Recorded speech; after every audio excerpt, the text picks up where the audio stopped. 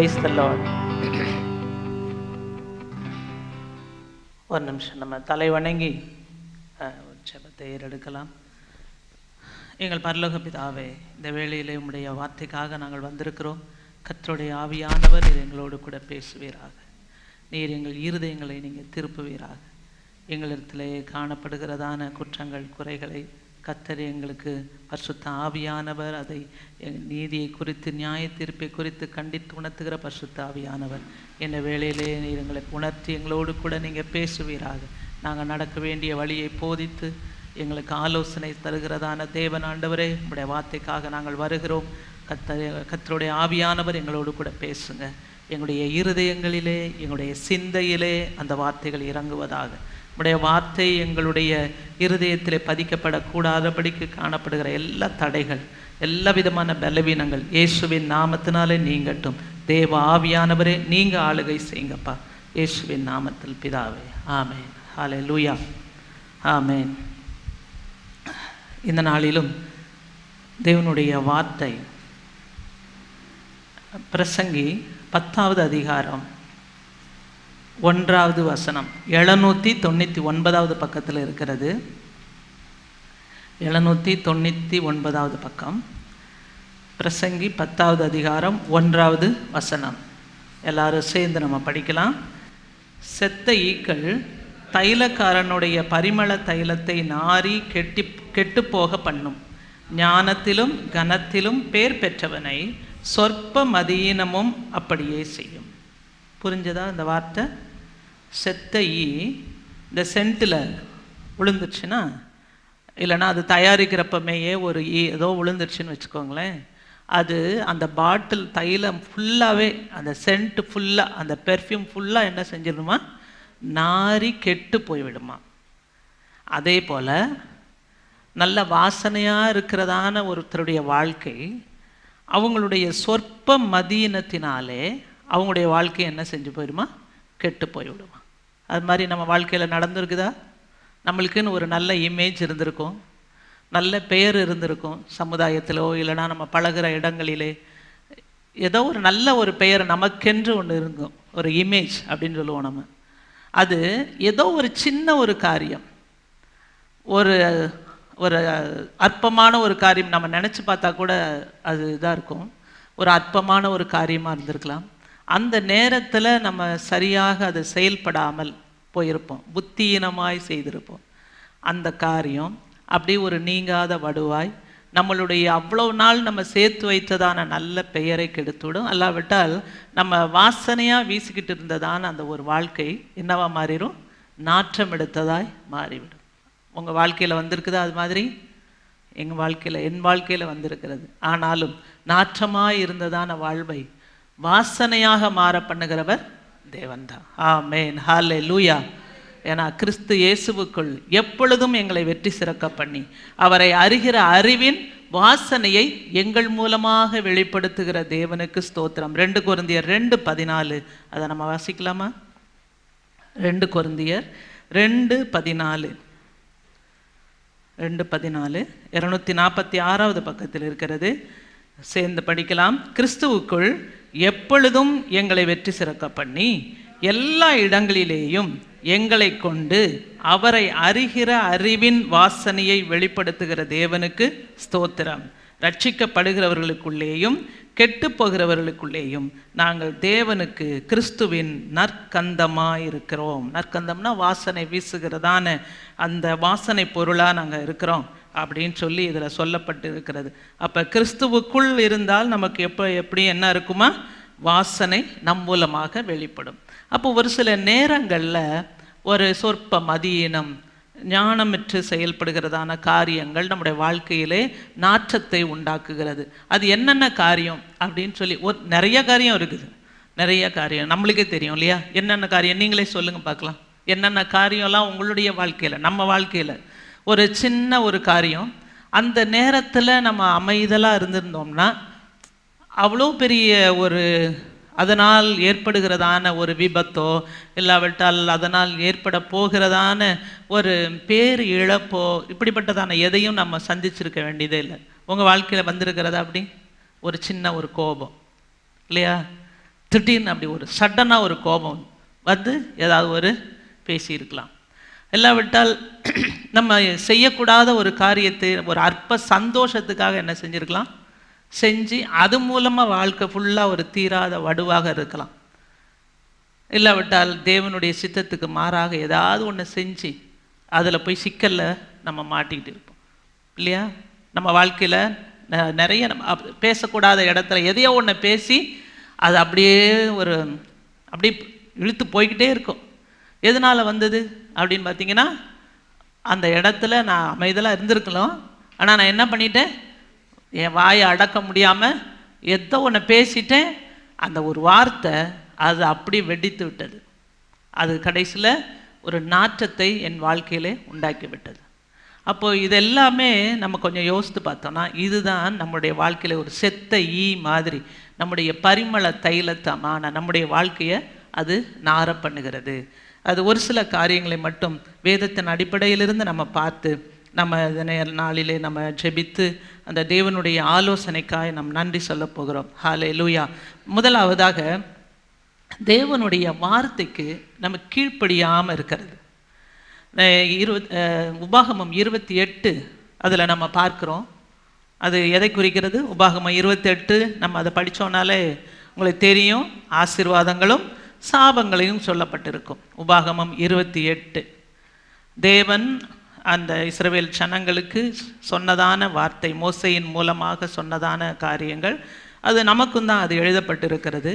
அதில் முதல் 14 வசனங்கள் அப்படி ஃபுல்லாக ஆசீர்வாதத்தை குறித்து சொல்லப்பட்டிருக்கும்.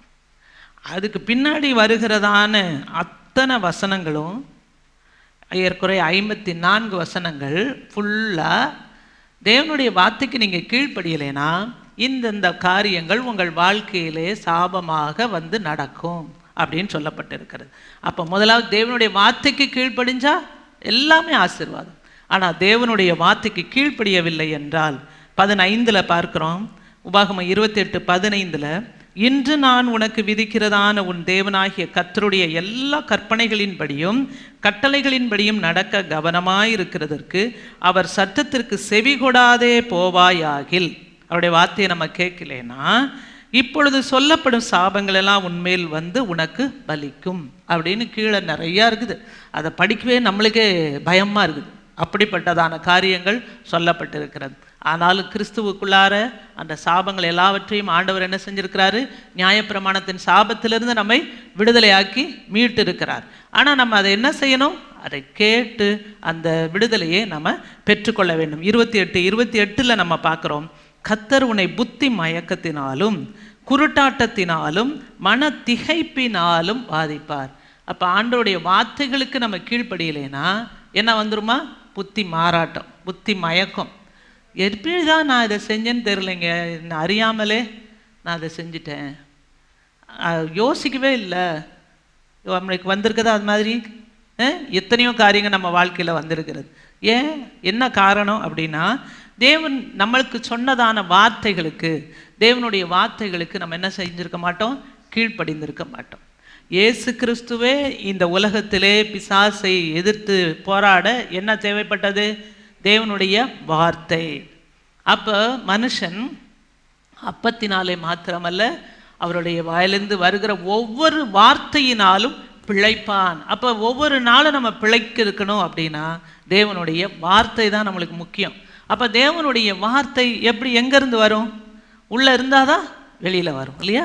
இருதயத்தின் நிறைவினால் வாய் பேசும். அப்போ இருதயம் தேவனுடைய வார்த்தையினாலே நம்ம நிறைந்திருக்கும் பொழுது நம்முடைய வாய் அந்த வார்த்தைகளை சொல்லும், அதை நினைப்பூட்டும். பரிசுத்த ஆவியானவர் அந்த வார்த்தையை நமக்கு என்ன செய்வார், நினைப்பூட்டுவார். அப்போது நம்ம இதை இப்போ நம்ம யோசித்து பார்த்தோன்னா நிறைய இடங்களில் புத்தியினமாய் செய்ததான காரியங்கள் நம்முடைய வாழ்க்கையில் உண்டு.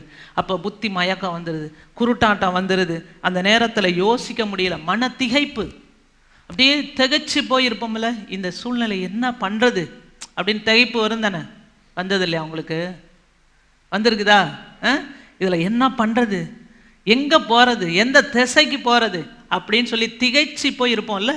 அது எதனால் வருது, தேவனுடைய வார்த்தை நம்ம இருதயத்துக்குள்ளார இல்லை. ஏன்னா ஆண்டவரே சொல்கிறாரு, நான் உனக்கு போதித்து நீ நடக்க வேண்டிய வழியை உனக்கு காட்டுவேன், உன்மேல் என் கண்ணை வைத்து உனக்கு ஆலோசனை சொல்லுவேன் அப்படின்னு சொல்லியிருக்கிறாருல்ல. நம்ம ஏன் திகைக்கணும்? அவர் நமக்குள்ள இருக்கிறார் தானே. கிறிஸ்துவின் ஆவியானவர் எனக்குள்ள இருக்கிறார். கிறிஸ்து எனக்குள்ள இருக்கிறதுனால தான் எப்பொழுதும் எனக்கு வெற்றி உண்டு. அவர் நமக்குள்ள இருந்ததுன்னா அந்த சூழ்நிலையில அந்த மன திகைப்பை பிசாசு கொண்டு வரும் பொழுது நம்ம அதை மேற்கொள்ள முடியும். எப்படி மேற்கொள்ள முடியும்? ஆண்டவருடைய வார்த்தை நம்ம என்ன செய்யும்? உயிர்ப்பிக்கும். சங்கீதம் 32 தானே இருக்குது அந்த வசனம்.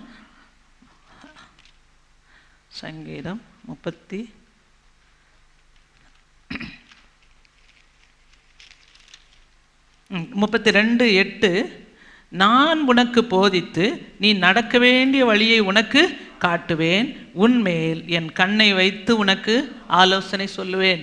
இது நமக்கு வாக்குத்தத்தமாக கூட நம்ம எடுத்துக்கிடுவோம், அதை சொல்லி கூட ஜெபம் கூட பண்ணுவோம். ஆனால் நம்ம ஆண்டவருடைய அந்த வழிகளுக்கும் அவருடைய அந்த ஆலோசனைக்கும் செவி கொடுத்துருக்குறோமா? காத்திருக்கிறோமா? செவி கொடுக்கணும், நம்ம காத்திருக்கணும். காத்திருந்தாதான் அவருடைய ஆலோசனையை சொல்லுவார் இல்லையா? இப்போ யார்கிட்டே நம்ம ஒரு ஆலோசனை கேட்குறோம், அப்போ கேட்டுகிட்டே நான் கேட்டுக்கிட்டே இருக்கிறேன், அவங்கள பேசவே விடலை அப்படின்னா அவங்க சொல்கிற ஆலோசனை எனக்கு எப்படி தெரியும்? அவரை பேச விட்டால் தானே தெரியும். அப்போ அவர் பேசும் பொழுது கவனிப்பதற்கு நமக்கு நேரம் இருக்கிறதில்ல, அதுக்குரிய பொறுமை இருக்கிறதில்ல ஆண்டவருடைய. ஏன்னா அவர் நம்ம இன்ஸ்டண்ட்டாக நடக்க அந்த உலகத்தில் தானே இருக்கிறோம், எல்லாம் அப்படி குயிக்காக நடந்துகிட்டே இருக்கணும். ஆகையினால அதை பொறுத்திருந்து அமைதலாக இருந்து நம்ம செயல்பட வேண்டியதான அந்த காரியத்தை அறிந்து கொள்ளக்கூடியதான பொறுமை நம்மளுக்கு இல்லாமல் போயிடுது. ஆகையினால அவர் பேசுகிற தெய்வம் தான், ஆனால் அவர் பேசுகிறதை நம்ம என்ன செய்யாமல் போயிடுறோம்? கேட்காம போயிடுறோம். ஆகையினால தான் நம்ம வழி மாறி போய் விடுகிறோம். அப்போ தேவனுடைய வார்த்தைக்கு நம்ம கீழ்ப்படியாமல் போயிட்டோன்னா புத்தி மயக்கம் வந்துடும், குருட்டாட்டம் வந்துடும், மன திகைப்பு வரும். ஆனால் ஆண்டவருடைய வார்த்தை சொல்லுகிறது, நான் உனக்கு போதித்து நீ நடக்க வேண்டிய வழியை உனக்கு காட்டுவேன். இப்போ சவுல் அவனுடைய வாழ்க்கையில் கூட நம்ம பார்த்தோன்னா, உதாரணமாக 1 சாமுவேல் 13வது அதிகாரம் 13வது வசனத்தில் நம்ம பார்க்குறோம். 355வது பக்கத்தில் இருக்கிறது. 14 நம்ம பார்த்தோன்னா 13 சாமுவேல் சவுலை பார்த்து, புத்தியீனமாய் செய்தீர், உம்முடைய தேவனாகிய கர்த்தர் உமக்கு விதித்த கட்டளையை கை கொள்ளாமற் போனீர். மற்றபடி கர்த்தர் இஸ்ரவேலின் மேல் உம்முடைய ராஜ்யபாரத்தை என்றைக்கும் ஸ்திரப்படுத்துவார். இப்போதோ உம்முடைய ராஜ்யபாரம் நிலை நிற்காது. கர்த்தர் தம்முடைய இருதயத்திற்கு ஏற்ற ஒரு மனுஷனை தமக்கு தேடி அவனை கர்த்தர் தம்முடைய ஜனங்கள் மேல் தலைவனாய் இருக்க கட்டளையிட்டார். கர்த்தர் உமக்கு விதித்த கட்டளையை நீர் கை கொள்ளவில்லையே. அப்போ சவுல் செஞ்ச தப்பு என்ன? அவன் ஆண்டவருடைய வார்த்தைக்கு என்ன செய்யலை? அவருடைய கட்டளைக்கு கீழ்ப்படியாமல் போயிட்டான். அப்படி என்ன அங்கே பண்ணினான் அப்படின்னா, அவன் ராஜ்யபாரம் பண்ண தொடங்கின பொழுது அப்புறம் சாமுவேலுக்காக அவன் காத்திருக்க வேண்டி வந்தது பலி செலுத்துவதற்கு. ஆனால் ஜனங்களை எல்லாம் கூட வர பண்ணியிருந்தான். அந்த ஜனங்கள் நம்மளை விட்டு பிரிஞ்சு போயிடுவாங்கன்னு பயந்துட்டு என்ன பண்ணிட்டான்? அதுக்காக காத்திருக்கலை. இவனே என்ன செய்ய ஆரம்பிச்சிட்டான்? பலி செலுத்த ஆரம்பிச்சிட்டான். அப்போது அது அந்த டைமில் கரெக்டாக வராரு சாமுவேல். அப்போ தான் சொல்கிறாரு, நீ என்ன பண்ணின? அந்த 12 படிக்கிறோம், கில்காலில் பெலிஸ்தர் எனக்கு விரோதமாய் வந்து விடுவார்கள் என்றும் நான் இன்னும் கர்த்தருடைய சமூகத்தை நோக்கி விண்ணப்பம் பண்ணவில்லை என்றும் எண்ணி துணிந்து சர்வாங்க தகன பலியை செலுத்தினேன் என்றார். அப்போது இவன் ஆண்டவருக்கு பலி செலுத்தினது தப்பா? அவன் சாமுவேல் தான் அந்த இடத்துல அதை செய்ய வேண்டும். இப்போ நம்ம எல்லாருமே என்ன செய்யலாம்? இயேசு கிறிஸ்துவின் மூலமாக நம்மளுக்கு அந்த பாக்கியம் கிடைத்திருக்கிறது. எல்லாரும் நம்ம என்ன செய்யலாம்? பலிகளை செலுத்தலாம். பலின்னா அந்த இதை போயில்ல, ஸ்தோத்திர பலி, துதி பலி, எல்லா ஜப பலி எல்லாத்தையும் நம்ம செலுத்த முடியும். ஆனால் அப்போது ஆசாரியர்கள், தீர்க்கதரிசிகள் அவங்க தான் போய் செலுத்த வேண்டும். அதற்காக இவங்க பொறுமையாக காத்திருக்கணும். ஆனால் இவனால் என்ன செய்ய முடியல? காத்திருக்க முடியலை. ஆகையினால என்ன நடந்தது? இவனே செஞ்சான். இவன் செஞ்சதுனால என்ன பனிஷ்மெண்ட் இவனுக்கு கிடைத்தது பார்த்தீங்களா? அந்த கொஞ்ச நேரம் ஒரு 5 minutes ஆயிருக்குன்னு வச்சுக்கோங்க. ஒரு 5 நிமிஷம் அவன் என்ன செஞ்சுருக்கலாம்? காத்திருந்தா தீர்க்கதரிசி வந்திருப்பாரு, அது நடந்திருக்கும். அப்போ அவனுடைய ராஜ்யபாரமே இப்போ என்ன ஆயிடுச்சு? அந்த 5 நிமிஷ அவசரத்தினால அவனுடைய ராஜ்யபாரமே அவனை விட்டு போய்விட்டது. அதுக்கு மேலே அவன் மட்டும்தான் ராஜா. அவனுக்கு பின்னாடி பிள்ளைங்களோ அவங்க அந்த ராஜ்யபாரம் அவனுடைய குடும்பத்தை விட்டு போய்விட்டது. அப்போ ஒரு சிறு கீழ்ப்படியாமை, தேவனுடைய வார்த்தைக்கு பொறுமையாய் காத்திருந்து அதுக்கு ஒரு கொஞ்ச நேரம் நம்ம காத்திருக்க முடியாமல் போனதுனால அவன் பேரு இழப்பு, ஈடு செய்ய முடியாத இழப்பு அவனுடைய வாழ்க்கையிலே வந்தது. அப்போ இங்கே அதான் சொல்கிறாரு, கர்த்தர் உமக்கு விதித்த கட்டளையை நீ கை கொள்ளாமற் போனீர், மற்றபடி இந்த இஸ்ரவேலின் மேல் உம்முடைய ராஜ்யபாரம் எப்பொழுது நிலைச்சிருக்கும் தான் கர்த்தர் உன்னை ஏற்படுத்தினார். ஆனால் நீ என்ன பண்ணிட்ட? தேவனுடைய வார்த்தை கீழ்ப்படியாததுனால இப்பொழுதோ உம்முடைய ராஜ்யபாரம் நிலை நிற்காது. அப்போ ராஜ்யபாரம் உன் கையை விட்டு உன்னை விட கர்த்தருடைய இருதயத்திற்கு ஏற்ற மனுஷன். அப்போ கீழ்ப்படியாமை என்பது ஆண்டோருக்கு பிரியமே அல்ல, அவர் இருதயத்துக்கு பிடிக்காது. பிள்ளைங்கள் பெற்றோரு கூட எந்த பிள்ளை கீழ்ப்படியுதோ அதுதான் அந்த அவங்களுடைய இருதயத்துக்கு ஏற்றவங்களா பிடிக்கிறவங்களா இருப்பாங்க. கீழ்ப்படியாத இருக்கிற பிள்ளைகள் மேலே என்னதான் நம்ம சொன்னாலும், அதாவது ஒரே போலத்தான் பாசத்தை காண்பிக்கணும்னு சொன்னாலும், நம்மெல்லாம் வந்து ஹியூமன் தானே, மனுஷர்கள் தானே, அதனால் ஒரு வரையறைக்கு உட்பட்டு தான் இருக்கும். தெய்வீக அன்பெல்லாம் என்ன செய்ய முடியாது, காண்பிக்க முடியாது. கிறிஸ்துவினுடைய அன்பு இருந்தால் தான் ஒரு வேளை மன்னித்து நம்ம காண்பிக்க முடியும். அதனால் நல்லா செய்கிற பிள்ளைக்கு நம்மளை அறியாமலேயே ஒரு அன்பு வரும், செய்யாத பிள்ளைக்கு கீழ்ப்படியாத பிள்ளைக்கு கொஞ்சம் குறைவு தான் வரும். அது மனுஷனுடைய அன்பு. ஆனால் இருதயத்துக்கு ஏற்ற மாதிரி இருக்குன்னா தேவனுடைய வார்த்தையின்படி நம்ம கீழ்ப்பணிந்து நடந்தோன்னா நிச்சயமாக நம்ம என்ன செய்ய முடியும், நம்ம ஒரு நறுமணம் பொரிந்ததான வாழ்க்கையை நம்ம வாழ முடியும். இன்னொரு வார்த்தை நம்ம படிக்கலாம். மத்தேயு 7ஆம் அதிகாரம் 26வது வசனத்தில் நம்ம படிக்கிற பொழுது, மத்தேயு 7:26, நான் சொல்லிய இந்த வார்த்தைகளை கேட்டு இவைகளின்படி செய்யாதிருக்கிறவன் எவனோ அவன் தன் வீட்டை மணலில் மேல் கட்டின புத்தி இல்லாத மனுஷனுக்கு ஒப்பிடப்படுவான். அப்போ தேவனுடைய வார்த்தையின்படி நடக்காதவன் எவனோ அவன் யாரா? புத்தி இல்லாத மனுஷன். மணல் மேலே வீட்டை கட்டினா அது எவ்வளோ நாளைக்கு இருக்கும்? ஒரு காற்று அடித்து ஒரு பெரும் வெள்ளம் வந்துச்சுன்னா, இப்போ நிவர் புயலில் வெள்ளம் வந்துச்சுல, அது மாதிரி ஒரு வெள்ளம் வந்ததுன்னா என்ன செஞ்சுட்டு போயிடும்? எல்லாம் அந்த ஏரியில் கட்டிக்கிட்டு இருந்ததெல்லாம் எப்படி போயிடுச்சோ அதை மாதிரிக்கு எல்லாம் அடித்து கொண்டு போய்விடும். அப்போ தேவனுடைய வார்த்தை தான் நம்மளுக்கு அந்த ஒரு நல்ல ஒரு அஸ்திபாரம். அந்த அஸ்திபாரத்தின் மேலே நம்முடைய வீடு கட்டப்பட்டிருந்தால் அது நிச்சயமாக நிலைத்திருக்கும். அப்போ தேவன் சொல்லிய வார்த்தைகளை கேட்டு அதன்படி செய்தவன் தான் புத்தி உள்ளவன். அதன்படி செய்யாதவன் யாரு? புத்தியினன், புத்தி இல்லாத மனுஷன் அப்படின்னு சொல்லி தேவனுடைய வார்த்தை சொல்லுகிறது. ஆகினால ஒரு முதலாவது அந்த என்ன பார்க்குறோம்? செத்த எது? தேவ வார்த்தைக்கு கீழ்ப்படியாமல் இருப்பது. கீழ்ப்படியாமை யாருக்கு? எதுக்கு கீழ்ப்படியாமை? தேவனுடைய வார்த்தைக்கு கீழ்ப்படியாமை. இந்த ஒரு செத்த உள்ளே இருந்துச்சுன்னா அந்த இதுவே ஃபுல்லாக அந்த சென்ட்டையே என்ன செஞ்சு போயிடும்? நாற்றம் அடிக்க வச்சிடும். நாற்றம் அடித்ததை போய் வச்சுக்கிட்டு இருப்போமா? அதை வைத்திருக்கவங்களுக்கு நஷ்டம். எவ்வளோ நிறைய பொருள் பணம் போட்டு தான் வாங்கணும் இல்லையா? நிறைய காசு, சென்டெல்லாம் நிறைய விலை தான், கொஞ்சம் விலைலாம் இல்லை. அப்போ அதனுடைய அந்த விலையும் போயிடுது, நம்மளுக்கு வாசனை கொடுக்க வேண்டிய இதையும் தூரத்தூக்கி போடுற அளவுக்கு அது வந்து விடுது. அதே போல தான் நம்முடைய வாழ்க்கை மாறிவிடும்.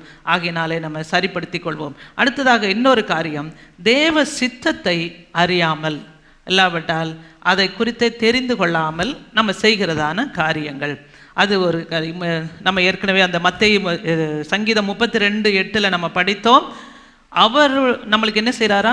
வழியை காண்பித்து அவர் நம்மை நடத்துகிறார். அவருடைய சித்தத்தின்படி நம்மளை என்ன செய்கிறாரு? நடத்துகிறார். ஒவ்வொரு நாளும் அவருடைய சித்தத்தை நம்ம கேட்டு தெரிந்து கொண்டு அவருடைய சித்தத்துக்கு ஒப்பு கொடுத்தோன்னா அவர் என்ன செய்வார்? நம்ம மேலே கண்ணை வைத்து நமக்கு ஆலோசனை சொல்வார். இன்னைக்கு நான் நடக்க வேண்டிய வழியை நமக்கு போதித்து அவர் நடத்துவார். இயேசு கிறிஸ்துவே தினமும் அவர் தேவனுடைய குமாரன் தான்.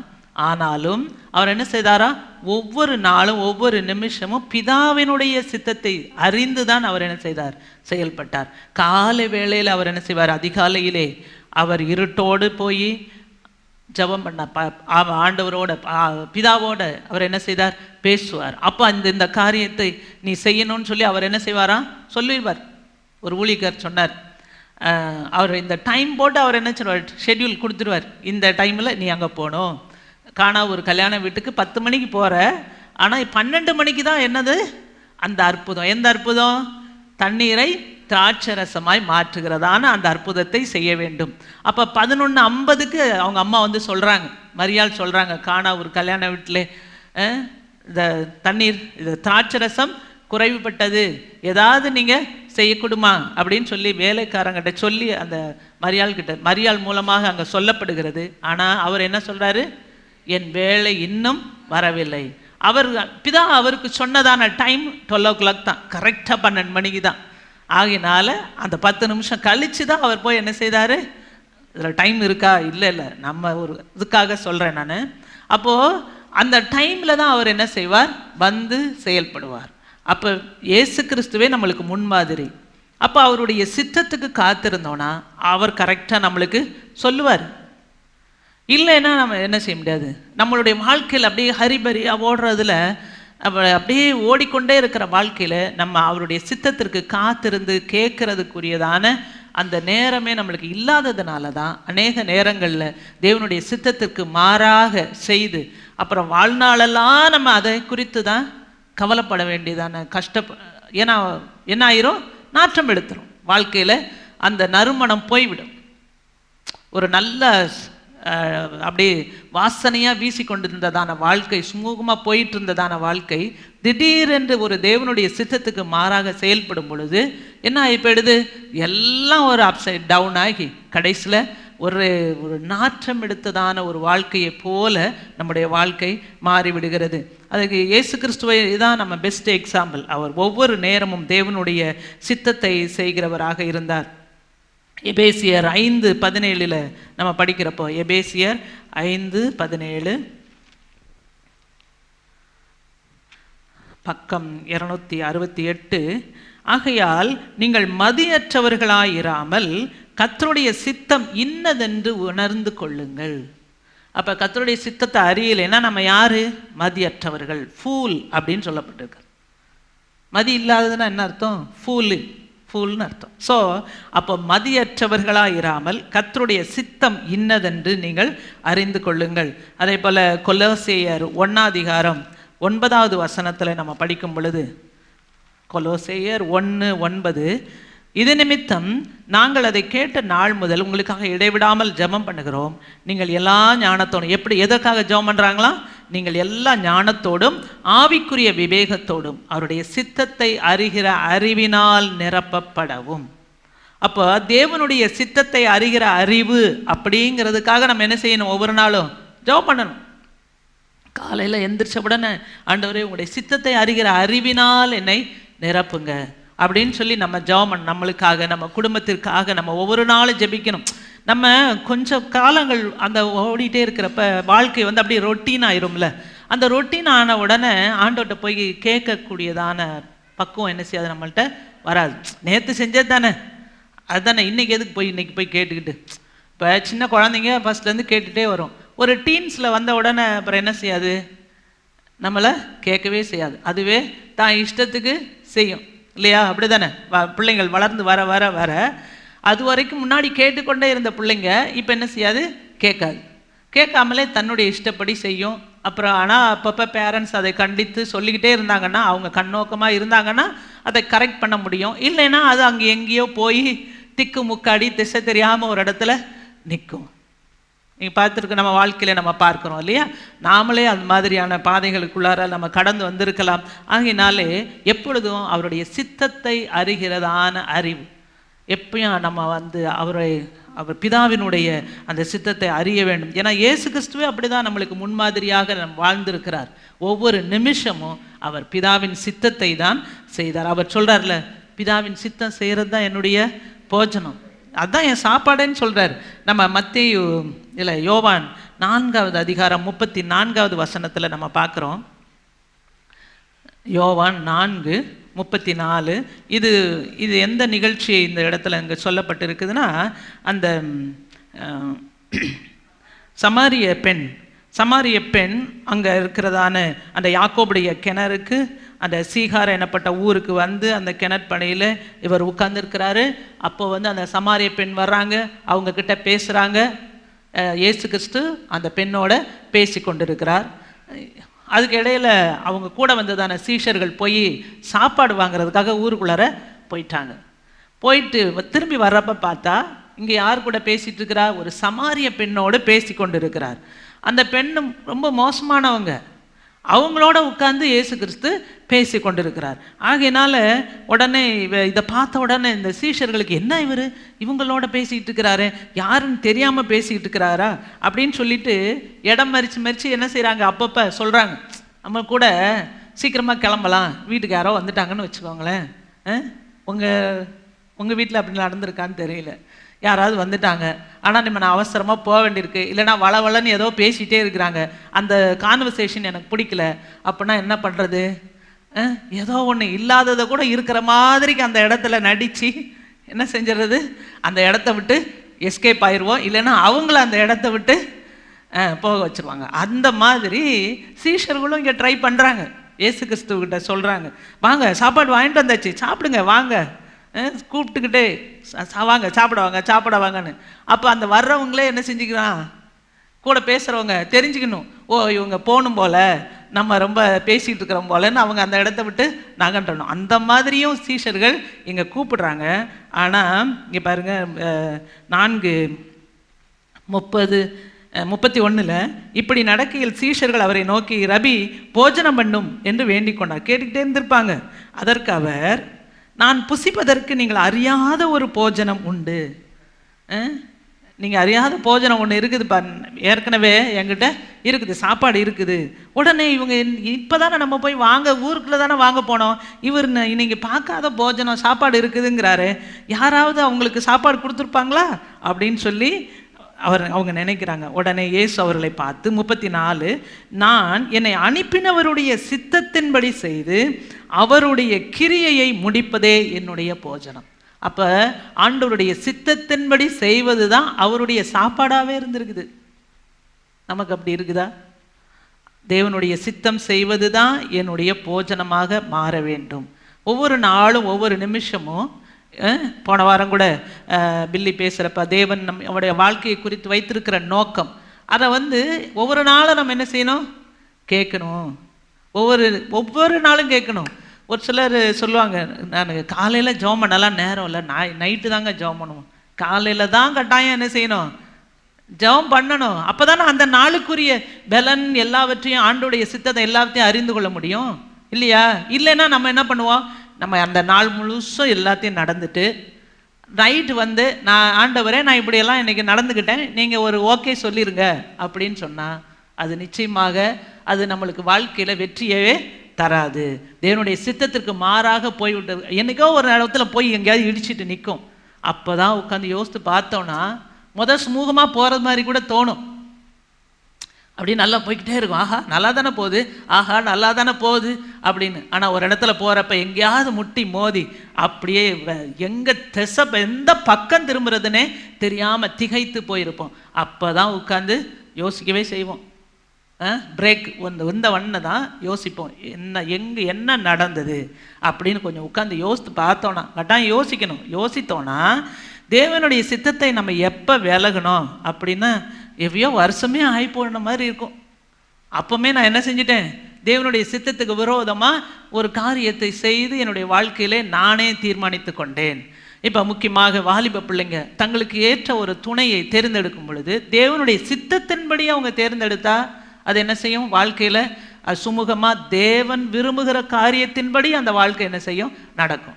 இல்லைன்னா ஒரு சின்ன ஒரு ஆசை, நம்மளுக்கு ஆசை இருக்கும், ஆசைப்படுறதெல்லாம் அவங்க மன விருப்பத்தின்படி ஆண்டவர் செய்வார்னு வார்த்தை இருக்குல்ல. ஆகையினால அதை வச்சு நான் கேட்டேன், அப்போ ஆண்டவர் கொடுத்துருவார். அங்கே ஆண்டவர் பெர்மிஷனே கொடுத்துருவார். ஆனால் தேவனுடைய பரிபூர்ண சித்தம் நிறைவேறிச்சா இல்லை, அதில் ஒரே போராட்டங்களும் அப்போ பிரச்சனைகளும் வந்துடும். அப்போ தேவ சித்தத்தின்படி நடந்தால் போராட்டம் பிரச்சனைலாம் வராதா? வரலாம். அது என்னை உருவாக்குவதற்கு அதில் போக வேண்டிய வழியை ஆண்டவர் என்ன செஞ்சிருவார், அவர் கூட இருப்பார். ஆண்டவர் கூட இருப்பார். ஆனால் அவருடைய சித்தத்தின்படி செய்யாததில் ஆண்டவர் கூட இருக்க மாட்டார். நம்மளே போய்க்கிட வேண்டியதுதான். அது நான் வச்ச ரூட் இல்லைப்பா, ஆகையினால அந்த வழியில் நான் வரமாட்டேன்னு வரமாட்டார். நம்ம இதுக்கெல்லாம் நம்ம ஆண்டவரை இழுக்கக்கூடாது, நம்ம வழிக்கு ஆண்டவரை இழுக்கக்கூடாது. நாம் ஆண்டவருடைய வழியில் போனோம்னா நிச்சயமாக ஆண்டவர் என்ன செய்வார், ஒரு நம்மளுடைய வாசனை வீசுகிறதான வாழ்க்கையாக அவர் வைத்திருப்பார். நம்ம 2 சாமுவேல் 13:13 ஒரு இதை பார்ப்போம்.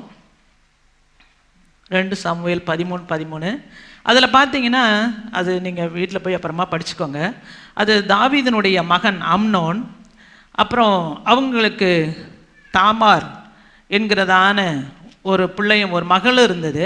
ஆனால் நிறைய மனைவிகளில் அவங்களுக்கு தாவீதுக்கு ஆகையினால வெவ்வேறு மனைவிகள் மூலமாக பெற்றெடுத்த பிள்ளைகள். அதில் அந்த அம்னோனுக்கு தாமார் மேலே ரொம்ப ஆசை வந்துடுச்சு. ஆகையினால என்ன பண்ணா, அவளை கூப்பிட்டு ராஜா மூலமாகவே சொல்லிவிட்டு எல்லாம் இது பண்ணுறான். அப்போ இவ போகிறப்பயாவது கூட என்ன செஞ்சுருக்கலாம், யாரையாவது கூட்டிகிட்டு போயிருந்துருக்கலாம். இவ தனியாக தான் போகிறா, இவளும் ஃபூலிஷாக தான் செயல்படுறா. கடைசியில் அந்த அம்னோன், ஆசையாக இருந்ததான அம்னோன் அவளை கெடுத்து விட்டு அவளை அப்புறம் என்ன செஞ்சுட்டான், அடித்து துரத்தி வேற விட்டுட்டான். அப்போ முன்ன செஞ்சதை விட இப்போ இன்னும் அதிகமாக அவள் செய்து விட்டான், பாவம் செய்து விட்டான். இது ஆண்டவருடைய பார்வைக்கு மிகவும் மோசமான காரியமாக இருந்தது. கடைசியில் பார்த்தீங்கன்னா, அவன் புத்தியீனமான ஒரு வாலிபன், அவனுக்கு ஒரு மரணம் வைக்கப்பட்டிருந்தது. அவன் இந்த தாமாருடைய சகோதரனை அவனை கொலை பண்ணிட்டான். நம்ம நீதிமொழிகள் 7வது அதிகாரம் 7வது வசனத்தில் நம்ம பார்க்குறப்ப, நீதிமொழிகள் 7:7 நீதிமொழிகளில் பார்த்தீங்கன்னா, நல்ல ஒவ்வொரு நாளும் நம்ம நடக்க வேண்டிய வழிகள் அதில் ரொம்ப நல்லா அருமையாக சொல்லப்பட்டிருக்கும். அதனால தான் சொல்லுவாங்க, நம்ம தினம் தினம் நீதிமொழிகளில் ஒரு நாளும் அந்த தேதிக்கு தகுந்த மாணிக்கு ஒரு சாப்டர் படிக்கணும். சும்மா படிக்கிற மட்டும் இல்லை, மனசில் பதிவு வச்சு கொள்ள வேண்டும். பேதையர்களாகிய வாலிபருக்குள்ளே ஒரு புத்தியின வாலிபனை கண்டேன். அவனை பார்த்தாராம். அவன் என்ன பண்ணானா, மாலை மயங்கும் அஸ்தமன நேரத்திலும் இரவின் இருண்ட அந்தகாரத்திலும் அவள் இருக்கும், யாரோ ஒருத்தி இருக்கிறா, அவள் இருக்கிற சந்து கடுத்த தெருவிலை சென்று அவள் வீட்டு வழியாய் நடந்து போனான். அப்பொழுது ஏதோ வேசியின் ஆடை ஆபரணம் தரித்திருந்த தந்திரமுள்ள ஒரு ஸ்திரீ அவனுக்கு எதிர்பட்டாள். அவள் வாயாடியும் அடங்காதவளுமானவள்.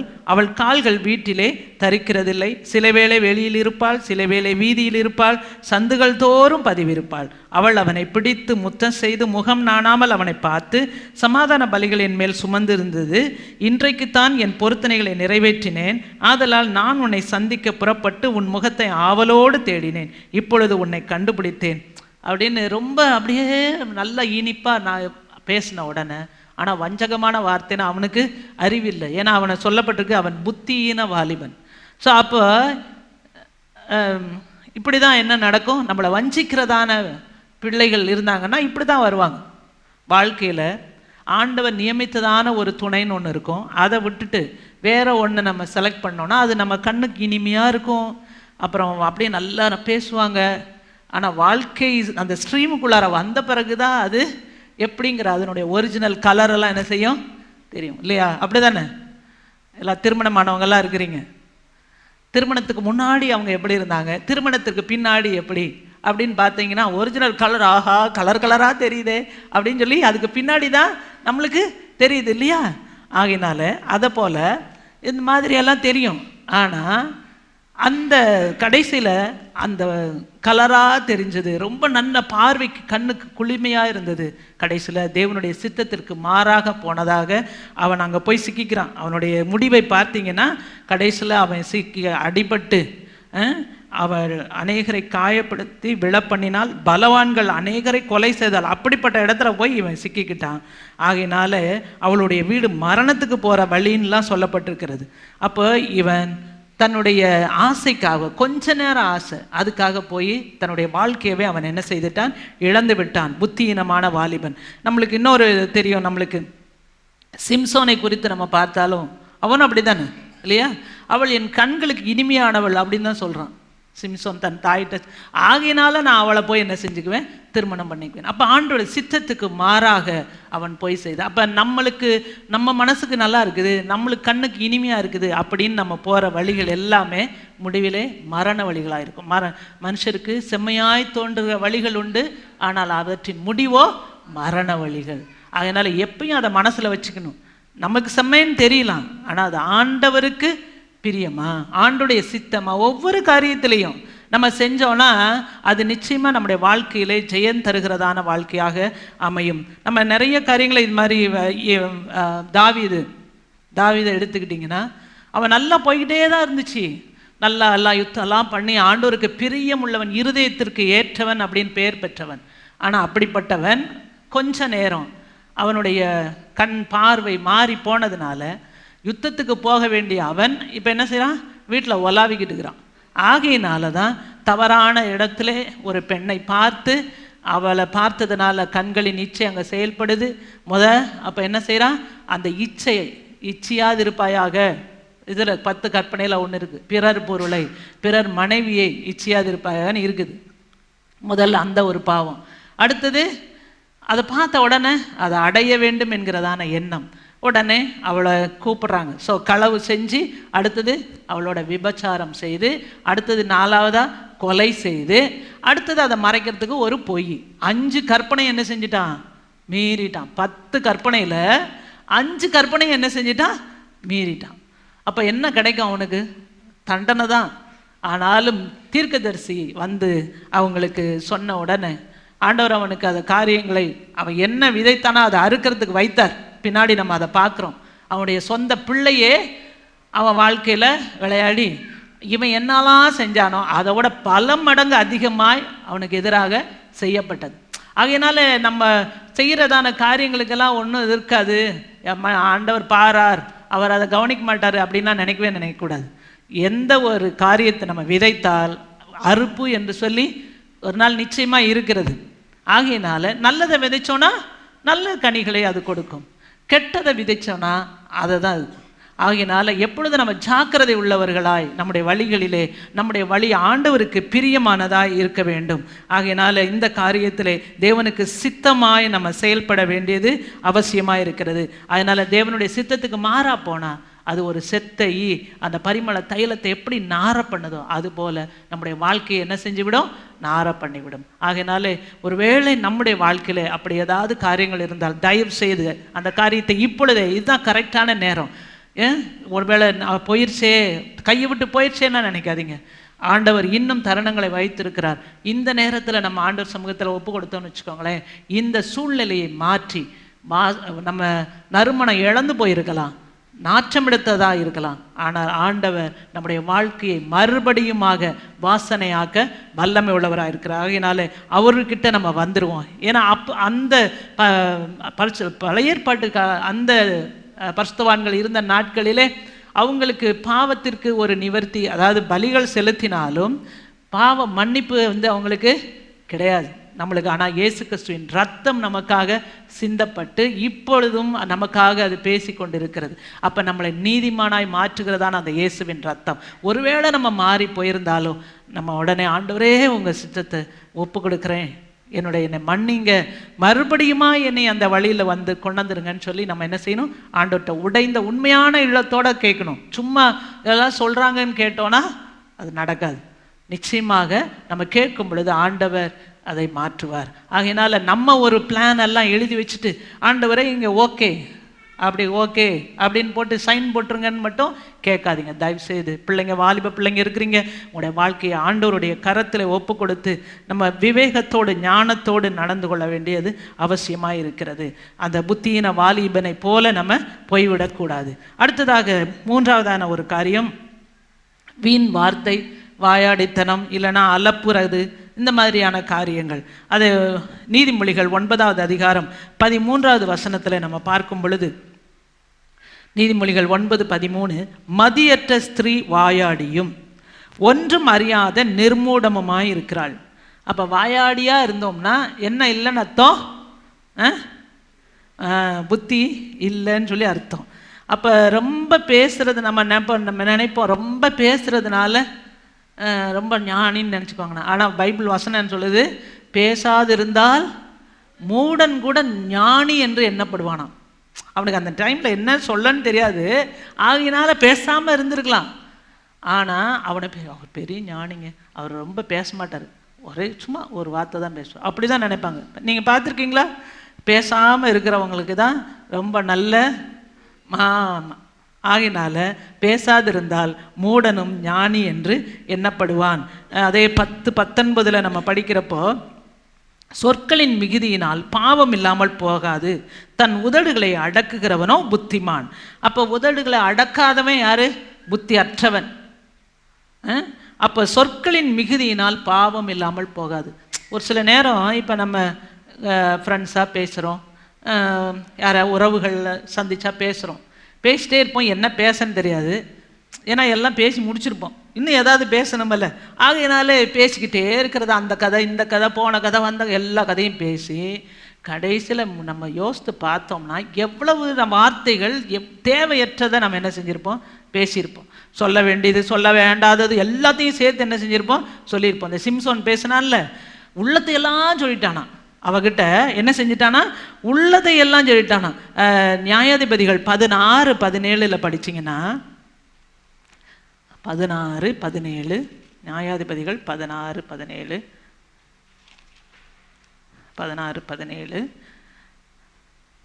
அதில் தன் இருதயத்தை எல்லாம் அவளுக்கு வெளிப்படுத்தி, இருதயத்தையே சொல்லிட்டான்.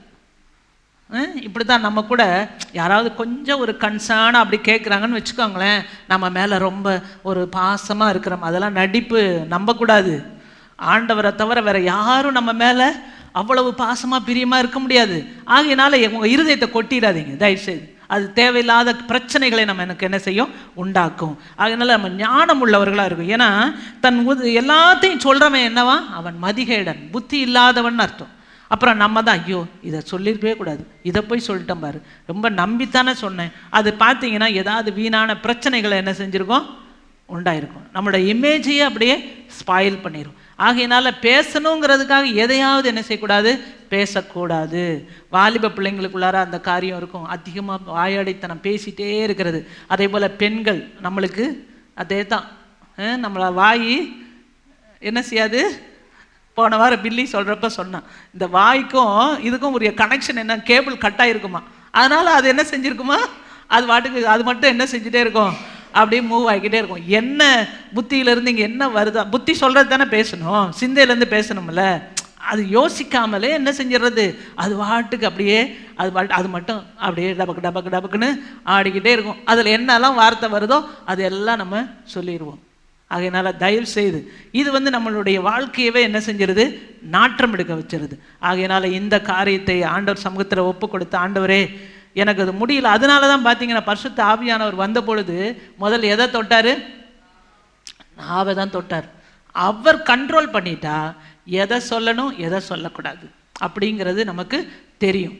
ஆகினாலே பரிசுத்த ஆவியானவரே நீ என்னுடைய நாவை என்ன செய்யுங்க, கண்ட்ரோல் பண்ணுங்க. தேவையில்லாத வார்த்தைகளை நான் என்ன செய்யக்கூடாது, பேசக்கூடாது. எங்கேயுமே ஒன்லி ஆண்டவர் சமூகத்துக்கு தானா இல்லை, நம்ம டெய்லி வாழ்க்கையில் நம்முடைய கணவனோடு பேச, மனைவியோடு பேச, பிள்ளைகளோடு பேசுவதற்கு, ஃப்ரெண்ட்ஸோடு பேசுகிற, வேலை ஸ்தலத்தில் பேசுகிறது எல்லாத்துக்கும் பரிசுத்த ஆவியானவருடைய கண்ட்ரோல் நாக்குக்கு வேணும். அப்போ தான் நம்ம கரெக்டானதை என்ன செய்வோம், பேசுவோம். இல்லைன்னா ஏதாவது புத்தியீனமான வார்த்தைகளை பேசி கடைசியில் அதனுடைய விளைவுகளை பார்த்தீங்கன்னா ரொம்ப பெருசாக இர்ரிப்பேரபிளாக போயிடும். அப்படிப்பட்ட ஒரு டேமேஜ் என்ன செஞ்சிடும், உண்டாக்கிறோம். அப்படி மாறக்கூடாது. அதுக்கு முன்னதாகவே ஆனால் ஆண்டவர் என்ன செய்வார், நமக்கு எச்சரிப்பார். அதான் சொன்னாங்க, ஒரு செத்த ஈ விழுந்திருக்கிறத பார்த்தா மற்ற ஈக்குன்னு நிறைய சேர்ந்து அதில் விழுந்துருமா அந்த நிறைய. அப்போ ஒன்று செத்த ஈ ஒன்று ஏதோ ஒரு தேவையில்லாத ஒரு காரியம், புத்தியீனமான காரியம் ஒன்று விழுந்துருச்சுன்னா இன்னும் அதை சேர்ந்து ஒன்று மேலே ஒன்று.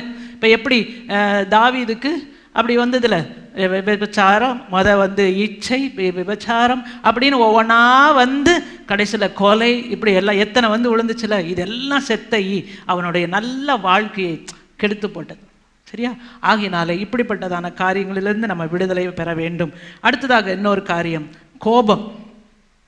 கோபம் எல்லாருக்குமே வரும் இல்லை, எங்களும் மனுஷங்க தானே, எல்லாருக்கும் கோபம் வரும் தானே. அப்போ இந்த கோபம் அது என்ன செய்யுது, கடைசியில் நம்மளை எங்கே கொண்டு போய் நிறுத்திடும்? நீங்களே பார்க்க, முற்கோபி அவங்க ரொம்ப ஷார்ட் டெம்பருங்க. அவங்க அப்படிதாங்க, என்ன நினைக்கிறாங்களோ என்ன செஞ்சிருவாங்க. ஆமாம், நினைக்கிறதெல்லாம் பேசக்கூடாது எப்பயுமே. அது நினைக்கிறத ஃபில்டர் பண்ணி தான் என்ன செய்யணும், பேசணும். சரியா, இந்த வார்த்தை நான் சொல்வது சரியா, இந்த வார்த்தை அவங்களுக்கு அது போதுமானதாக இருக்குமா, இல்லைனா இது வாழ்க்கை ஏதாவது பிரச்சனையை உண்டாக்குமா அப்படின்னு சொல்லி அதுக்குரிய அந்த தெளிந்த புத்தி என்ன செய்யணும், வேணும். அதுக்கும் யார் தான் உதவி செய்கிறார்? பரிசுத்த ஆவியானவர். ஏன்னா அவர் பயமுள்ள ஆவியை தராமல் பலமும் அன்பும் தெளிந்த புத்தியும் உள்ள ஆவியை தருகிறார். அப்போ தெளிந்த புத்தி, தெளிவாக பேசணும். தேவையில்லாமல் சும்மா அந்த கோபம் வந்துச்சுன்னா என்ன பேசுகிறோன்னே தெரியாதுல்ல. அப்படி நான் அப்படி சொன்னேன், அப்படி சொன்னா அப்படின்னு கேட்பாங்க.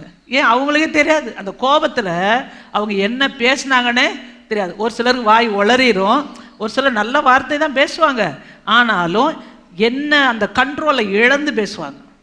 வர்றதெல்லாம் பேசிடுவாங்க. அந்த மேலாக்கில் இருக்கிற எல்லா வார்த்தைகளையும் என்ன செஞ்சிடறது, அப்படியே கொட்டிடுறது. அப்போ அந்த கொஞ்சம் கோபம்.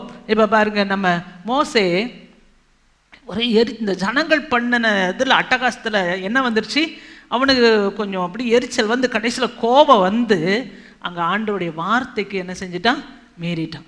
அந்த கண்மலையோடு நீ போய் பேசுன்னு சொன்னார். எதுக்கு? தண்ணீர் வர்றதுக்கு. ஆனால் அதுக்கு முன்னாடி அவன் என்ன செஞ்சுருந்தான், கண்மலையும் அடிக்க சொன்னார், அதனால அடித்தோடனே தண்ணி வந்து. ஆனால் இப்போ என்ன செய்ய சொன்னார்? ஆமாம், பேச சொன்னார். இவனுக்கு இந்த இவங்க பண்ண டென்ஷனில் என்ன பண்ணிட்டாரு, போய் ஒரே அடித்த உடனே என்ன ஆயிடுச்சு, அது தண்ணி வந்துருச்சு, ஆண்டோடைய நாமம் மகிமைப்பட்டுருச்சு. ஆனால் இவன் என்ன பண்ணிட்டான், ஆண்டோடைய சித்தத்தை செய்யவில்லை. கோபம் வந்துருச்சு. அந்த இடத்துல அவனுக்கு கோபம் வந்து விட்டது. ஒரு செகண்ட் கோபம் தான், ஒரே ஒரு செகண்டு தான். கடைசியில் என்ன அதனால இழப்பு வந்துருச்சு, நீ கானான் தேசத்துக்கு போகக்கூடாது, இங்கேருந்து வேணா பார்த்துக்குவாங்க.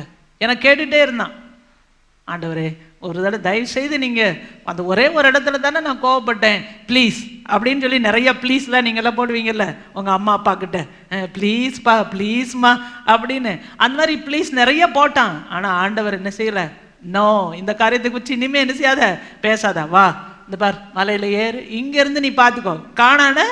அப்போ அந்த அளவுக்கு அவனுக்கு பார்வை நல்லா இருந்திருக்குது. அப்படியே 360 டிகிரியில் அப்படியே சுற்றி அப்படியே காமிச்சிட்டாரு. அப்படி பார், இங்கேருந்து பார்த்துக்கோ, இது போதுன்ட்டார். அப்போ இது மாதிரி எவ்வளோ பெரிய இழப்பு பார்த்தீங்களா.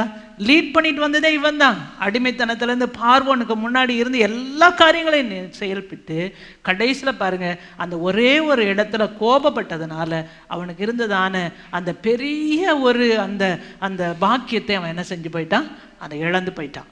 ஆகையினால நம்ம இது மாதிரி என்ன செஞ்சிடக்கூடாது, இழந்து போயிடக்கூடாது. ஒருவேளை நம்முடைய வாழ்க்கையில் இப்படிப்பட்டதான கோபத்தினால ஏதாவது இழந்திருந்தா தயவு செய்து அதை சரி பண்ணி கொள்ளலாம். ஏன்னா நீதிமொழிகள் 14 ஃபஸ்ட்டு 14:29 படித்தோம்னா, நீடிய சாந்தமுள்ளவன் மகா புத்திமான். பார்த்தீங்களா, நீடிய சாந்தம் இருக்கிறவங்க அவங்க யாரா, மகா புத்திமான், ரொம்ப அறிவுள்ளவங்களாம்.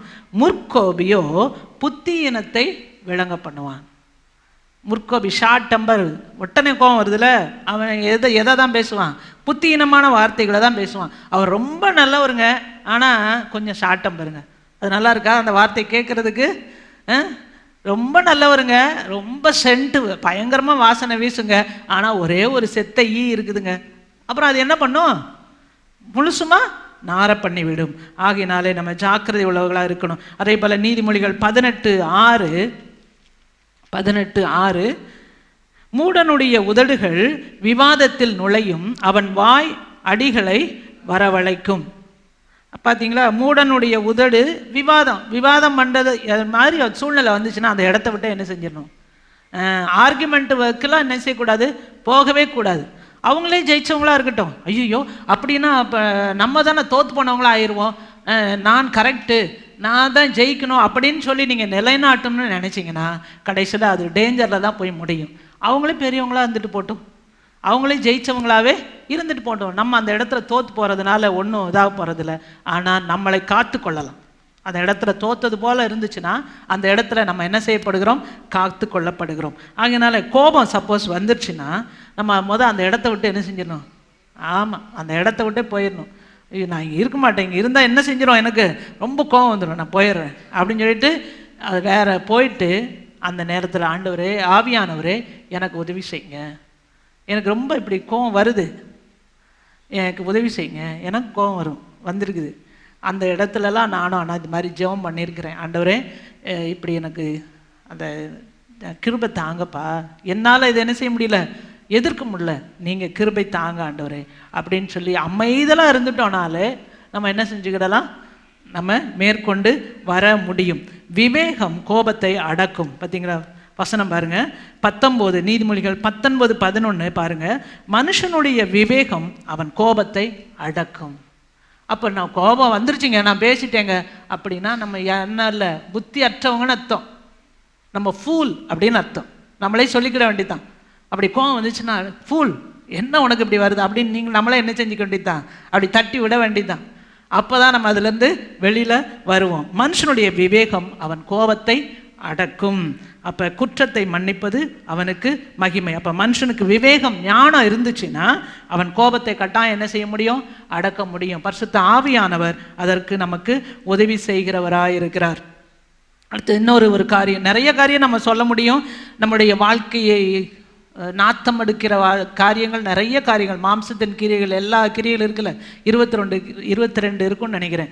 ஆனால் கலாத்தியர் 5ஆவது அதிகாரத்தில் அது எல்லாமே நம்மளை நாற்றம் அடிக்க செய்கிறது தான். ஆகையினால அது எல்லா இதுவும் ஒரு லிஸ்ட்டில் வரலாம்.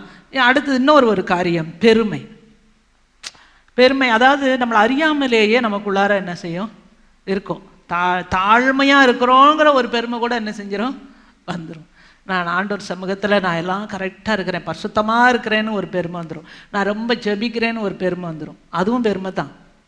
அவங்க ஜெபமே பண்ண மாட்டேங்கிறாங்க, நான் ஜெபிக்கிறேன் அப்படிங்கிறது என்னதான், அவங்களுக்காக பாரப்பட்டு நம்ம ஜெபிக்கிறது வேறு.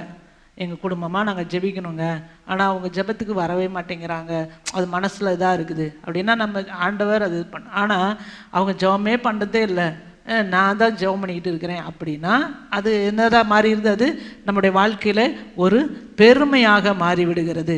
அப்போது நம்ம தாவீதுடைய வாழ்க்கையில் கூட நம்ம பார்த்தோன்னா அவன் எனக்கு எல்லாம் நல்ல ராஜ்யபாரம் எல்லாம் நிலைவரப்பட்டு அவன் அமைதலாக இருக்கிறப்போ என்ன நடக்குது, அவன் 1 நாளாகமம் 21வது வசனத்தில் சாத்தான் அவனை ஏவினான்னு இருக்குது. சாத்தான் இஸ்ரவேலுக்கு விரோதமாக எழும்பி இஸ்ரவேலை தொகையிடுவதற்கு தாவீதை ஏவி விட்டது அப்படின்னு இருக்குது.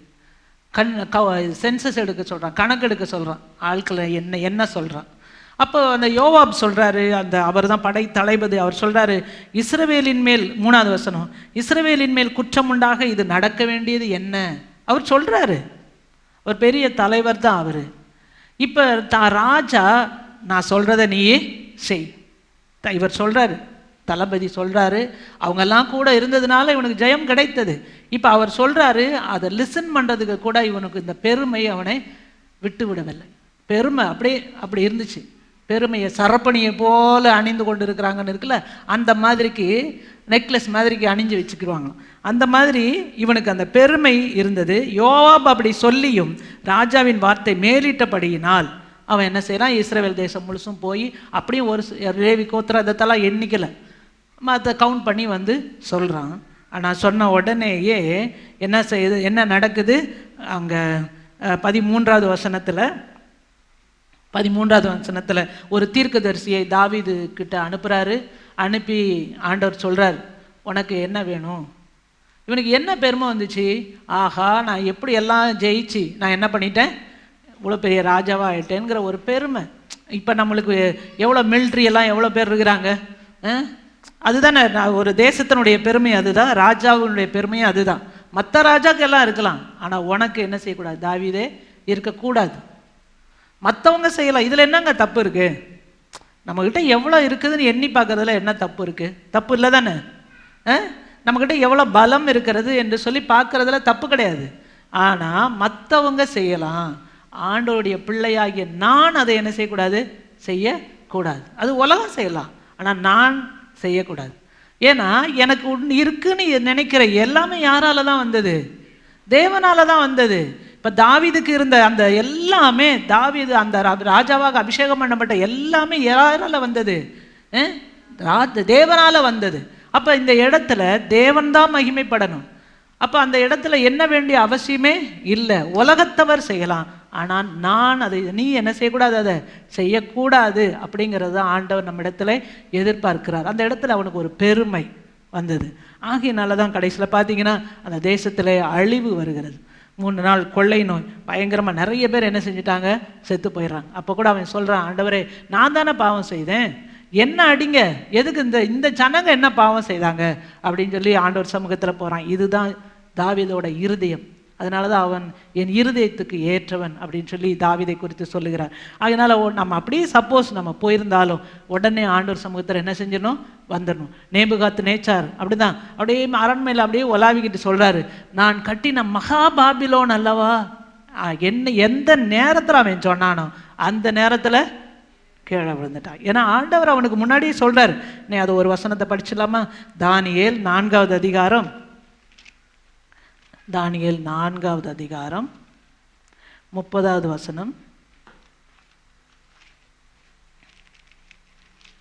தானியேல் 4:30 அதில் நம்ம படிக்கிறோம், இது என் வல்லமையின் பராக்கிரமத்தினால், என் வல்லமை பார்த்தீங்களா, என் வல்லமையின் பராக்கிரமத்தினால் என் மகிமை பிரதாபத்துக்கென்று ராஜ்யத்துக்கு அரமனையாக நான் கட்டின மகாபாபிலோன் அல்லவா. அப்புறம் அடுத்து கீழே படிக்கிறோம், இந்த வார்த்தை ராஜாவின் வாயில் இருக்கும்போதே வானத்திலிருந்து ஒரு சத்தம் உண்டாகி, ராஜாவாகிய நேபுகாத்நேச்சாரே, ராஜ்ய பாரம் உன்னை விட்டு நீங்கிற்று, மனுஷனின்று தள்ளப்படுவாய், வெளியின் மிருகங்களோடே சஞ்சரிப்பாய், மாடுகளைப் போல புல்லை மேய்வாய் அப்படின்னு அது கீழே எல்லாம் வருது. ஏற்கனவே ஆண்டவர் அவனுக்கு ஒரு சொப்பனம் வருது, அதை சொல்லிருக்கிற, அதை விளக்கி தானியேல் சொல்லிடுறாரு. அப்போ எல்லாமே அவனுக்கு அறிவிக்கப்பட்டுருச்சு. வாழ்க்கையில் நடக்க போகிற காரியத்தை முன்கூட்டியே அவனுக்கு வந்துடுச்சு. அதனால் அவனை தன்னை சரிப்படுத்தி இருந்திருக்கலாம். ஆனாலும் அது சொன்ன அந்த கண்டது மாதிரியே என்ன செஞ்சிருச்சு, அவனுக்கு நடந்துருச்சு. அப்போ கடைசியில் அவன் மாட்டை போல அந்த புல்லை தின்னு எத்தனை சில வருஷங்கள் எல்லாம் ஓடி அதுக்கப்புறம் திரும்பியும் தான் வந்து அவன் அவனை விட்டு போனதான அந்த ஜனங்கள் எல்லாரும் திருப்பியும் வந்து அவன் எந்த நேரத்தில் உணர்வடைகிறானோ, இல்லை தேவனே இது உங்களால் தான் வந்தது அப்படின்னு சொல்லி எப்போ உணர்வடைவாரானோ அந்த நேரத்தில் தான் மறுபடியும் அவன் ராஜாவாக உயர்த்தப்பட்டான். நீங்கள் அந்த அதிகாரத்தை வீட்டில் போய் நீங்கள் படித்து பார்த்துக்கோங்க. ஸோ அப்போ நம்மளுக்குள்ளே காணப்படுகிறதான பெருமை எதை குறிச்சுனாலும் வரலாம். பெருமை நம்முடைய அந்தஸ்தை குறித்து வரலாம், ஜாதியை குறித்து வரலாம், நம்ம படிப்பை குறித்து வரலாம், மற்றவங்களோட கம்பேர் பண்ணி நான் அவங்களோட உயர்வாக இருக்கிறேன்னு சொல்லி நினச்சி வரலாம், இல்லைனா எனக்கு எந்த பிரச்சனையும் இல்லைன்னு நினச்சி வரலாம். எப்படினாலும் ஏதோ ஒரு பெருமை நம்மளுக்குள்ளார இருக்கலாம். பெருமைப்படக்கூடாதா? ஆண்டவருடைய பிள்ளைங்களுக்கு அந்த காரியம் என்ன செய்யக்கூடாது, இருக்கக்கூடாது. உலக பிள்ளைங்களுக்கு அதை என்ன செய்யலாம், அவங்க உலகம் அது சொல்லும். அதாவது சொன்னாங்கல்ல, உலகம் எதெல்லாம் நல்லதுன்னு சொல்லுதோ அது ஆண்டவருக்கு பிரியம் இல்லாதது. ஆண்டவருக்கு பிரியமாக இருக்கிறது எதுவோ அது வந்து உலக பார்வையில் அது எப்படி தெரியுமா, பைத்தியமாக என்ன பைத்தியக்காரங்க, பொழைக்க தெரியாதவங்களா இருக்கிறாங்கன்னு சொல்லுவாங்க. ஆகினால அதை தான் நம்ம என்ன செய்யணும், ஆண்டவருக்கு எது பிரியமோ அதை தான் நாம் செய்ய வேண்டும். ஆகினாலே அடுத்தது அந்த பெருமை அதை விட்டு நம்மை விட்டு என்ன செஞ்சணும், நம்ம கொஞ்சம் உட்கார்ந்து நம்ம யோசித்து பார்த்தோன்னா எந்தெந்த காரியத்தில் எனக்கு பெருமை இருக்குது. நிறைய விஷயம் இருக்குது, ஒரு சின்ன சின்ன விஷயத்தில் கூட பெருமை வந்துடும். அவங்களுக்கு அது இல்லை, எனக்கு அவங்களுக்கு இது இல்லை. அப்புறம் வேலையை குறித்து இல்லைன்னா நம்ம சம்பாத்தியத்தை குறித்து நிறைய அந்த மாதிரி பெருமை, நம்மளுக்குரிய தாளந்துகளை குறித்து ஆண்டவர் நம்மளுக்கு கூட, அதெல்லாம் கிருபை இல்லையா, கிருபையினால தான் நம்ம என்ன செய்கிறோம், இருக்கிறோம். அதை உணரணும். எப்பயுமே நம்முடைய வாழ்க்கையில் உணர வேண்டும். நம்மளுக்கு இருக்குதுன்னு ஒன்று நினைக்கிறேன் அப்படின்னா அது யாரால் வந்தது, தேவனால் வந்தது. அவருக்கு தான் எல்லா துதி கனம் மகிமை எல்லாம் அவர் ஒருத்தருக்கு தான், அவர் ஒருத்தர் தான் அதுக்கு தகுதி. வேற யாரும் மனுஷன் நம்ம நினைக்கலாம், எங்கள் அப்பா சேர்த்து வச்ச சொத்துங்க, எங்கள் தாத்தா பாட்டி அவங்க சேர்த்து வச்ச சொத்துங்க, சேர்த்து வச்சவங்க கூட இப்போ அனுபவிக்க முடியாமல் இருக்காங்கல்ல. தாத்தா சேர்த்தது கடைசியில் பார்த்தா பேர பிள்ளைகளுக்கு வரலை, வேற யாருக்கோ போயிடுது. அப்போ கிருபையாக ஆண்டவர் என்ன செஞ்சார், அதையும் நம்மளுக்கு கொடுக்க வச்சார் இல்லையா? அப்போ ஒவ்வொன்றுமே அவர் கிருபை தான். தாத்தா சம்பாரிச்சதா இருந்தால் கூட அது கிடைத்தது கூட அவருடைய கிருபை. ஸோ இப்போ என்னால் வந்ததல்ல, எல்லாமே அவருடைய கிருபைங்கிறதான உணர்வு வந்துருச்சுன்னா, ஒருவேளை அந்த சின்னதாக ஒரு பெருமை வந்துச்சுன்னா கூட உடனே சொல்லு, ஏய் இயேசு நாமத்தில் வெளியில் போ, இது என் தேவனால் வந்தது, இது என் தேவன் கொடுத்த உயர்வு அப்படின்னு சொல்லி அந்த அந்த இடத்துல நம்ம சொல்லிட்டோன்னு வச்சுக்கோங்களேன், அப்போ ஆண்டவர் மகிமைப்படுவார், பிசாசு வெட்கப்பட்டு போய்விடுவான். எந்த காரியமானாலும் சரி, என் குடும்பத்தை நானாலும் பரவாயில்ல, அவங்கெல்லாம் அந்த பிள்ளைங்க அப்படி போகுது, என் பிள்ளைங்க நல்லா, எதுவுமே அதுவும் தேவனுடைய கிருபை. அவர் நம்ம மேலே இரக்கமாக இருக்கிறதுனால தான். ஆகையினால இந்த வேளையில் நம்ம சற்று 5 பாயிண்ட், நிறைய பாயிண்ட் இருக்குது, நான் இதோட முடித்து கொள்கிறேன். ஆகையினாலே நம்ம எல்லாரும் எழும்பி நின்று, ஒருவேளை இந்த காரியங்கள் நிச்சயமாக ஆண்டவர் நம்மளோடு கூட பேசியிருக்கிறார். நம்ம வாழ்க்கையில் எந்தெந்த காரியங்கள் அந்த செத்த ஈ போல, அந்த நறுமணத்தை கெடுக்கிறதான அந்த ஈயை போல நம்ம வாழ்க்கையில் இருக்கிறதான ஏதாவது 1-2 இருக்கும், கட்டாயம் எங்கள் வாழ்க்கையில் இல்லைன்னு யாருமே சொல்லவே முடியாது. நம்ம எல்லாரும் மனிதர்கள், பரிபூரணத்தை நோக்கி தான் நாம் போய்கொண்டிருக்கிறோம். அந்த பரலோகத்திற்கு பங்குள்ளவர்களாக நாம் மாற வேண்டும் என்பதுதான் தேவனுடைய சித்தமும் விருப்பமுமாக இருக்கிறது. ஆகையினால அதுக்கு போகணுன்னா நம்மக்கிட்ட இருக்கிறதான இந்த மாம்சத்தின் கிரியைகளோடு நம்ம என்ன செய்ய முடியாது, போக முடியாது. மாம்சத்தின் கிரியைகளில் இதில் ஒன்று இருந்தாலும் அவங்க பரலோக ராஜ்யத்துக்குள்ளார போக முடியாது அப்படின்னு சொல்லி கலாத்தியரில் நம்ம படிக்கிறோம். ஆகையினால இந்த மாம்சத்தின் கிரியைகள் நம்ம கொஞ்சம் தான் நம்ம படிச்சிருக்கிறோம். இந்த இதில் ஏதாவது தேவனுடைய வார்த்தைக்கு கீழ்ப்படியாமல் இருந்தது, தேவனுடைய சித்தத்தை செய்யாமல் இருந்துருது, அதெல்லாம் என்னுடைய வாழ்க்கையில் ஒரு செத்த ஈ போல கிடக்குது. கோபம், இச்சை, அது என் கண்ணுக்கு எதை நினைக்குதோ அது, பேசிக்கிட்டே இருக்கிற வாயாடித்தனம், வீண் வார்த்தைகளை அலப்புதல், அடுத்தது பெருமை, அந்த காரியங்கள் நம்ம பார்த்தோம். ஆகையினால இந்த இதில் ஏதாவது ஒன்று இருந்தாலும் ஆண்டவரே இது வேண்டாம், இது செத்த ஈ, என்னுடைய வாழ்க்கை என்ன செய்யப்படுகிறது, நாற்றம் அடிக்கும்படியாக உள்ள வந்துருச்சு, இயேசுவின் நாமத்தினால இது என்னை விட்டு வெளியே போகட்டும், அதை எடுத்து போட்டு என்னை நறுமணமாக மாற்றுங்க. அந்த வசனத்தை அந்த 2 கொரிந்தியர் அந்த 2:14 நம்ம படிக்கிறோம், கிறிஸ்துவுக்குள்ளார எப்பொழுதும் எங்களை வெற்றி சிறக்க பண்ணி அவரை அறிகிற அறிவின் வாசனையை எங்கள் மூலமாக வெளிப்படுத்துகிற தேவன். அப்புறம் அவர் அறிவின் வாசனை நம்ம மூலமாக வெளிப்படணும்னா கிறிஸ்து நமக்குள்ளார இருக்கணும். கிறிஸ்து நமக்குள்ளார இருக்கும் பொழுது இந்த மாம்சத்தின் கிரியைகளுக்கு நம்மகிட்ட இடமே இல்லை. ஆகையினால ஆண்டவரை இந்த வேளையில் ஆண்டவர்கிட்ட ஒப்பு கொடுக்கலாம். ஆண்டவரே இந்த காரியம் எனக்குள்ள செத்த ஈ போல இருக்குதுப்பா, இதிலிருந்து எனக்கு நீங்கள் விடுதலையை தாங்க. இப்போ என்னுடைய வாழ்க்கை நாற்றம் எடுத்ததை போல மாறிவிட்டது ஆண்டவரே, இதை வாசனையாக மாற்ற உங்களால் முடியும். நாற்றமாக கிடந்த என்ன வாசனையாக மாற்றினீரே அப்படின்னு ஒரு பாட்டு கூட இருக்குது. நாற்றமாக இருந்துச்சு ஆண்டவரே, ஆனாலும் அதை வாசனையாக மாற்ற உங்களால் முடியும் ஆண்டவரே. நான் என்னுடைய நீதியை நம்பி போனேன், என்னுடைய சித்தத்தை நான் நம்பி போனேன் ஆண்டவரே, என்னை மன்னியும், மறுபடியுமா என்னை உங்கள் பக்கமாக இழுத்து கொள்ளுங்க ஆண்டவரே. ஆண்டவர் சமூகத்தில் நீங்கள் கேட்பீங்களா, ஆண்டவரே எங்களை ஒப்பு கொடுக்குற ஆண்டவரே, நீங்கள் மறுபடியுமா உங்கள் பக்கமாக இழுத்து கொள்ளும் ஆண்டவரே. ஹல்லேலூயா, ஹல்லேலூயா, ஹல்லேலூயா.